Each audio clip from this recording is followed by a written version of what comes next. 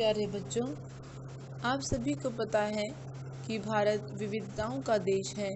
यहाँ अलग अलग खाना पीना, अलग अलग भाषाएं, अलग अलग पहनावा पाया जाता है और इसी के साथ साथ लोग अलग अलग प्रकार से रहते हैं, अर्थात रहन सहन भी अलग अलग है।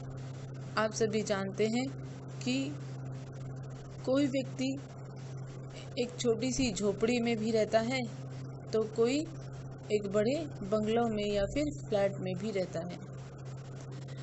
तो बच्चों, ये तो विविधताएं हैं जो आज भी पाई जाती हैं और यही विविधताएं एक लंबे समय से चलती आ रही हैं।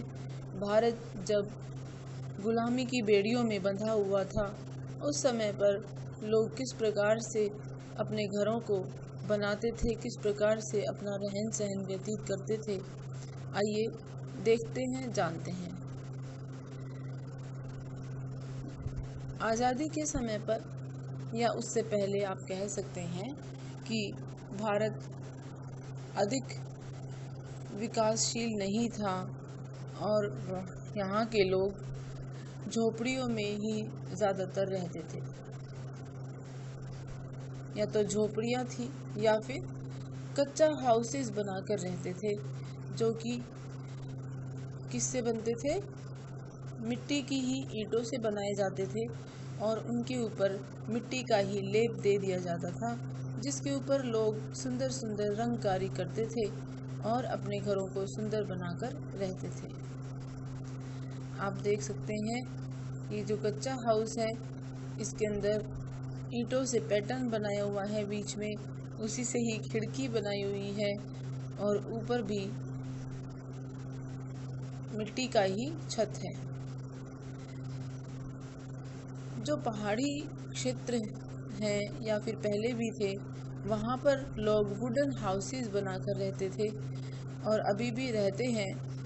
लकड़ी के घर जो कि मुख्यतः बैम्बू लकड़ी से बनाए जाते हैं और दूसरी जो टीक इत्यादि की लकड़ियां हैं, उसका भी प्रयोग हाउस बनाने में किया जाता है। बच्चों, यह तो घर आप जानते ही हैं, आपको पढ़ाया भी है। आसाम में इस प्रकार के स्टिल्ट हाउस मिलते हैं जो कि नीचे डंडियों पर खड़ा हुआ होता है और अधिक बारिश या फिर अधिक पानी वाली जगह से बचाता है।